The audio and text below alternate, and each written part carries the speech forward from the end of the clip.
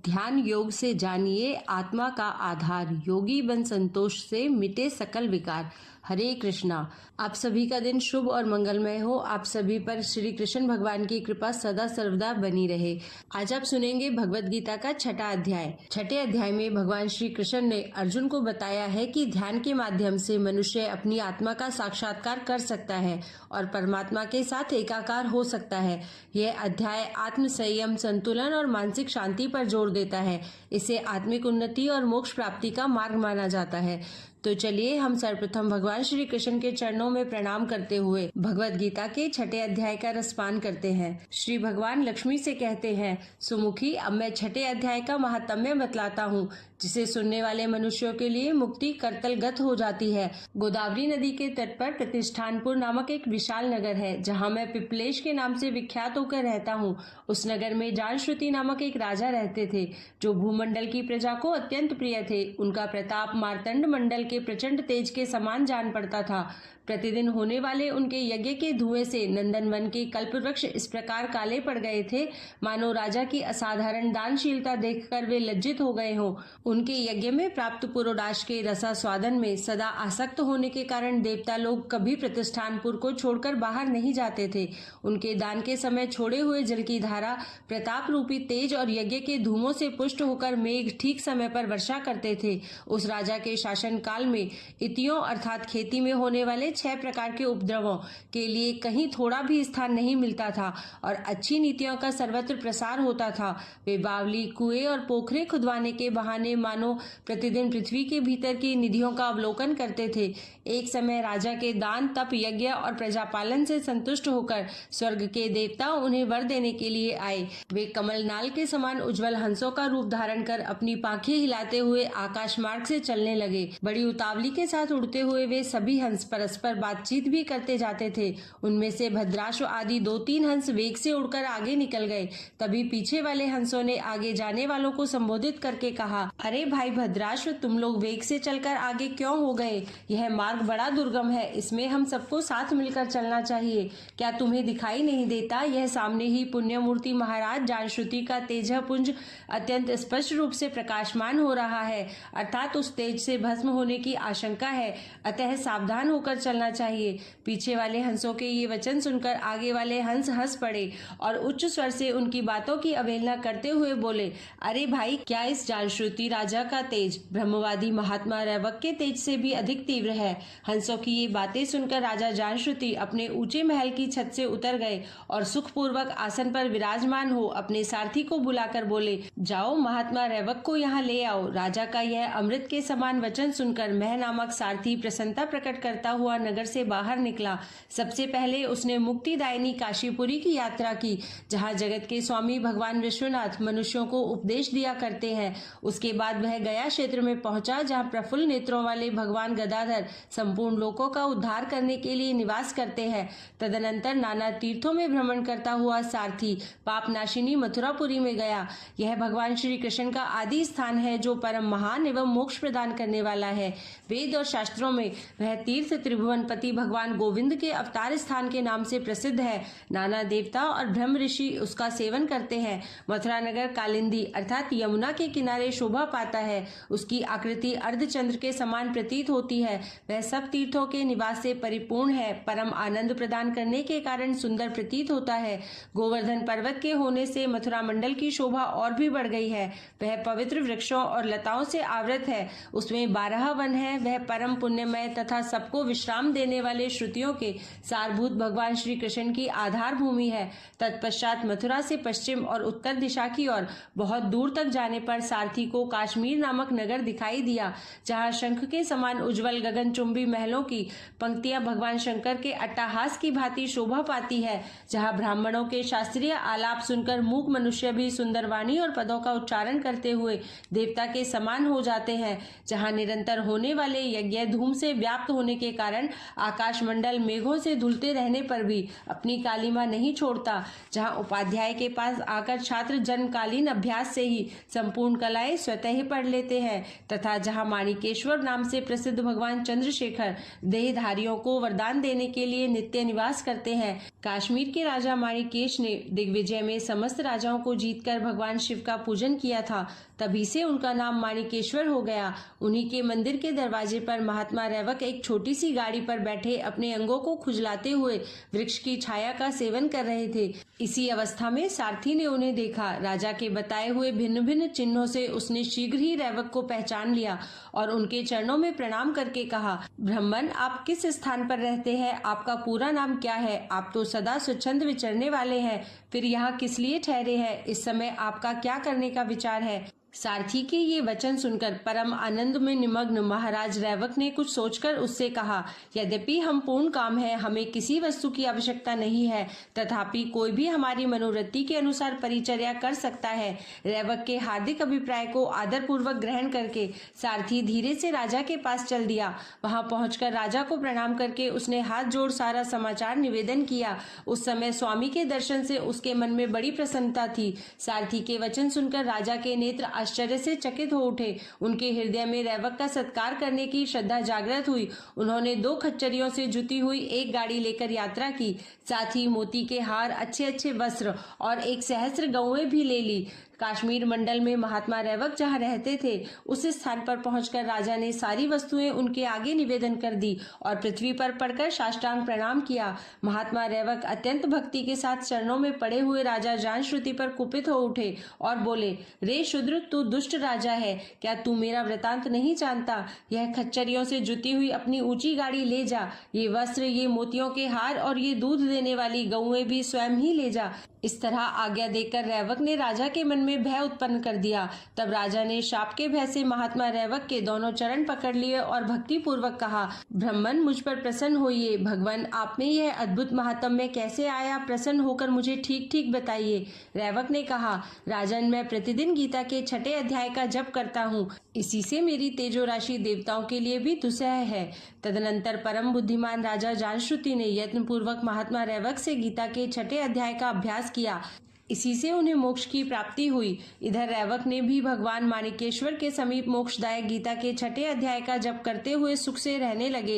हंस का रूप धारण करके वरदान देने के लिए आए हुए देवता भी विस्मित होकर स्वेच्छानुसार चले गए। जो मनुष्य सदा इस एक ही अध्याय का जप करता है, वह भी भगवान विष्णु के ही स्वरूप को प्राप्त होता है, इसमें तनिक भी संदेह नहीं है। गीता के 6ठे अध्याय के महात्म्य का वर्णन सुनने के बाद अब सुनते हैं श्री कृष्ण द्वारा 6ठे अध्याय में अर्जुन को दिया गया ज्ञान।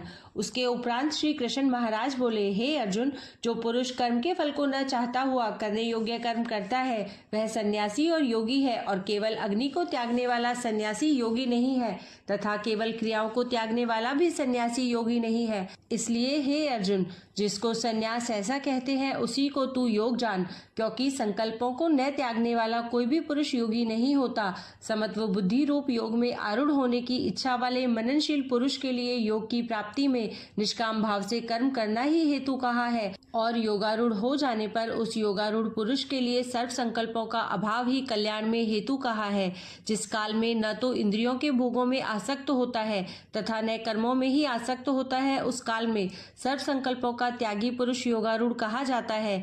यह योगारूढ़ता कल्याण में हेतु कही है। इसलिए मनुष्य को चाहिए कि अपने द्वारा अपना संसार समुद्र से उद्धार करे और अपने आत्मा को अधोगति में न पहुंचावे, क्योंकि यह जीवात्मा आप ही तो अपना मित्र है और आप ही अपना शत्रु है, अर्थात कोई दूसरा इसका शत्रु या मित्र नहीं है। उस जीवात्मा का तो वह आप ही मित्र है कि जिस जीवात्मा द्वारा मन और इंद्रियों सहित शरीर जीता हुआ है, और जिसके द्वारा मन और इंद्रियों सहित शरीर नहीं जीता गया है, उसका वह आप ही शत्रु के सदृश शत्रुता में बरतता है। हे अर्जुन, सर्दी, गर्मी और सुख दुख आदि में तथा मान और अपमान में जिसके अंतःकरण की वृत्तियां अच्छी प्रकार शांत है, अर्थात विकार रहित है, ऐसे स्वाधीन आत्मा वाले पुरुष के ज्ञान में सच्चिदानंद घन परमात्मा सम्यक प्रकार से स्थित है, अर्थात उसके ज्ञान में परमात्मा के सिवा अन्य कुछ है ही नहीं। ज्ञान विज्ञान से तृप्त है, अंतःकरण जिसका तथा विकार रहित है स्थिति जिसकी और अच्छी प्रकार जीती हुई है इंद्रियां जिसकी तथा समान है मिट्टी पत्थर और सुवर्ण जिसके, वह योगी युक्त अर्थात भगवत की प्राप्ति वाला है। ऐसे कहा जाता है जो पुरुष सुहृदय मित्र वैरी उदासीन मध्यस्थ द्वेषी और बंधुगणों में तथा धर्मात्माओं में और पापियों में भी समान भाव वाला है वह अति श्रेष्ठ है। इसलिए उचित है कि जिसका मन और इंद्रियों सहित शरीर जीता हुआ है ऐसा वासना रहित और संग्रह रहित योगी अकेला ही एकांत स्थान में स्थित हुआ निरंतर आत्मा को परमेश्वर के ध्यान में लगावे। शुद्ध भूमि में कुशा मृगछाला और वस्त्र है उपरोपरि जिसके, ऐसे अपने आसन को न अति ऊंचा और न अति नीचा स्थिर स्थापन करके और उस आसन पर बैठकर तथा मन को एकाग्र करके चित्त और इंद्रियों की क्रियाओं को वश में किया हुआ अंतःकरण की शुद्धि के लिए योग का अभ्यास करे। उसकी विधि इस प्रकार है कि काया सिर और ग्रीवा को समान और अचल धारण किए हुए दृढ़ होकर अपनी नासिका के अग्रभाग को देखकर अन्य दिशाओं को न देखता हुआ और ब्रह्मचर्य के व्रत में स्थित रहता हुआ भय रहित तथा अच्छी प्रकार शांत अंतःकरण वाला और सावधान होकर मन को वश में करके मेरे में लगे हुए चित्त वाला और मेरे परायण हुआ स्थित होवे। इस प्रकार आत्मा को निरंतर परमेश्वर के स्वरूप में लगाता हुआ स्वाधीन मन वाला योगी मेरे में स्थिति रूप परमानंद पराकाष्ठा वाली शांति को प्राप्त होता है। परंतु हे अर्जुन, यह योग न तो बहुत खाने वाले का सिद्ध होता है और न बिल्कुल न खाने वाले का तथा न अति शयन करने के स्वभाव वाले का और न अत्यंत जागने वाले का ही सिद्ध होता है। यह दुखों का नाश करने वाला योग तो यथा योग्य आहार और विहार करने वाले का तथा कर्मों में यथा योग्य चेष्टा करने वाले का और यथा योग्य शयन करने तथा जागने वाले का ही सिद्ध होता है। इस प्रकार योग के अभ्यास से अत्यंत वश में किया हुआ चित्त जिस काल में परमात्मा में ही भली प्रकार स्थित हो जाता है उस काल में संपूर्ण कामनाओं से स्पृहा रहित हुआ पुरुष योग युक्त हो ऐसा कहा जाता है। जिस प्रकार वायु रहित स्थान में स्थित दीपक चलायमान नहीं होता है वैसे ही उपमा परमात्मा के ध्यान में लगे हुए योगी के जीते हुए चित्त की कही गई है। हे अर्जुन, जिस अवस्था में योग के अभ्यास से निरुद्ध हुआ चित्त उपराम हो जाता है और जिस अवस्था में परमेश्वर के ध्यान से शुद्ध हुई सूक्ष्म बुद्धि द्वारा परमात्मा को साक्षात करता हुआ सच्चिदानंद घन परमात्मा में ही संतुष्ट होता है तथा इंद्रियों से अतीत केवल शुद्ध हुई सूक्ष्म बुद्धि द्वारा ग्रहण करने योग्य जो अनंत आनंद है उसको जिस अवस्था में अनुभव करता है और जिस अवस्था में स्थित हुआ यह योगी भगवत स्वरूप से ही नहीं चलायमान होता है और परमेश्वर की प्राप्ति रूप जिस लाभ को प्राप्त होकर उससे अधिक दूसरा कुछ भी लाभ नहीं मानता है और भगवत प्राप्ति रूप जिस अवस्था में स्थित हुआ योगी बड़े भारी दुख से भी चलायमान नहीं होता है, जो दुख रूप संसार के संयोग से रहित है तथा जिसका नाम योग है उसको जानना चाहिए। वह योग न उकताए हुए चित्त से अर्थात तत्पर हुए चित्त से निश्चय पूर्वक करना कर्तव्य है। इसलिए मनुष्य को चाहिए कि संकल्प से उत्पन्न होने वाली संपूर्ण कामनाओं को निःशेषता से अर्थात वासना और आसक्ति रहित त्याग कर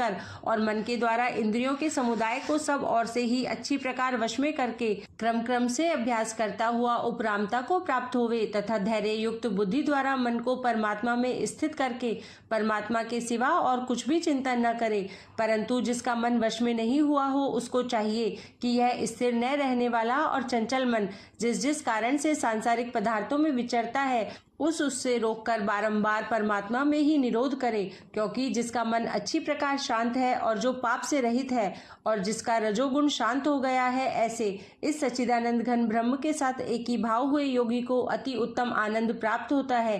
वह पाप रहित योगी इस प्रकार निरंतर आत्मा को परमात्मा में लगाता हुआ सुख पूर्वक पर ब्रह्म परमात्मा की प्राप्ति रूप अनंत आनंद को अनुभव करता है। हे अर्जुन, सर्वव्यापी अनंत चेतन में एक ही भाव से स्थिति रूप योग से युक्त हुए आत्मा वाला तथा सब में संभाव से देखने वाला योगी आत्मा को संपूर्ण भूतों में बर्फ में जल के सदृश व्यापक देखता है और संपूर्ण भूतों को आत्मा में देखता है।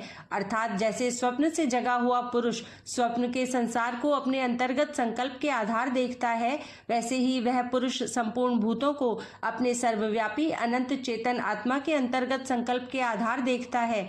जो पुरुष संपूर्ण भूतों में सबके आत्म रूप मुझ वासुदेव को ही व्यापक देखता है और संपूर्ण भूतों को मुझ वासुदेव के अंतर्गत देखता है, उसके लिए मैं अदृश्य नहीं होता हूँ और वह मेरे लिए अदृश्य नहीं होता है, क्योंकि वह मेरे में एक ही भाव से स्थित है। इस प्रकार जो पुरुष एक ही भाव में स्थित हुआ संपूर्ण भूतों में आत्म रूप से स्थित मुझ सच्चिदानंद घन वासुदेव को भजता है, वह योगी सब प्रकार से बरतता हुआ भी मेरे में ही बरतता है, क्योंकि उसके अनुभव में मेरे सिवा अन्य कुछ है ही नहीं। हे अर्जुन, जो योगी अपनी सादृश्यता से संपूर्ण भूतों में सम देखता है और सुख अथवा दुख को भी सब में सम देखता है, वह योगी परम श्रेष्ठ माना गया है। इस प्रकार भगवान के वाक्यों को सुनकर अर्जुन बोले, हे मधुसूदन, जो यह ध्यान योग अपने समत्व भाव से कहा है, इसकी मैं मन के चंचल होने से बहुत काल तक ठहरने वाली स्थिति को नहीं देखता हूँ, क्योंकि हे कृष्ण, यह मन बड़ा चंचल और प्रमथन स्वभाव वाला है तथा बड़ा दृढ़ और बलवान है, इसलिए इसका वश में करना मैं वायु की भांति अति दुष्कर मानता हूँ। इस प्रकार अर्जुन के पूछने पर श्री कृष्ण भगवान बोले, हे महाबाहो, निसंदेह मन चंचल और कठिनता से वश में होने वाला है, परंतु हे कुंती पुत्र अर्जुन, अभ्यास अर्थात स्थिति के लिए बारंबार यत्न करने से और वैराग्य से वश में होता है, इसलिए इसको अवश्य वश में करना चाहिए, क्योंकि मन को वश में न करने वाले पुरुष द्वारा योग दुष्प्राप्य है, अर्थात प्राप्त होना कठिन है, और स्वाधीन मन वाले प्रयत्नशील पुरुष द्वारा साधन करने से प्राप्त होना सहज है। यह मेरा मत है। इस पर अर्जुन बोले, हे कृष्ण, योग से चलायमान हो गया है मन जिसका, ऐसा शिथिल यत्न वाला श्रद्धायुक्त पुरुष योग की सिद्धि को अर्थात भगवत साक्षात्कारता को न प्राप्त होकर किस गति को प्राप्त होता है? हे महाबाहो, क्या वह भगवत प्राप्ति के मार्ग में मोहित हुआ आश्रय रहित पुरुष छिन्न भिन्न बादल की भांति दोनों ओर से अर्थात भगवत प्राप्ति और सांसारिक भोगों से भ्रष्ट हुआ नष्ट तो नहीं हो जाता है? हे कृष्ण, मेरे इस संशय को संपूर्णता से छेदन करने के लिए आप ही योग्य है, क्योंकि आपके सिवा दूसरा इस संशय का छेदन करने वाला मिलना संभव नहीं है। इस प्रकार अर्जुन के पूछने पर श्री कृष्ण भगवान बोले, हे पार्थ, उस पुरुष का न तो इस लोक में और न परलोक में ही नाश होता है, क्योंकि हे प्यारे, कोई भी शुभ कर्म करने वाला अर्थात भगवत अर्थ कर्म करने वाला दुर्गति को नहीं प्राप्त होता, किंतु वह योग भ्रष्ट पुरुष पुण्यवानों के लोकों को अर्थात स्वर्ग आदि उत्तम लोकों को प्राप्त होकर उनमें बहुत वर्षों तक वास करके शुद्ध आचरण वाले श्रीमान पुरुषों के घर में जन्म लेता है, अर्थात वैराग्यवान पुरुष उन लोकों में न जाकर ज्ञानवान योगियों के ही कुल में जन्म लेता है। परंतु इस प्रकार का जो यह जन्म है, जो संसार में निसंदेह अति दुर्लभ है, वह पुरुष वहां उस पहले शरीर में साधन किए हुए बुद्धि के संयोग को अर्थात समत्व बुद्धि योग के संस्कारों को अनायास ही प्राप्त हो जाता है, और हे कुरुनंदन, उसके प्रभाव से फिर अच्छी प्रकार भगवत प्राप्ति के निमित्त यत्न करता है।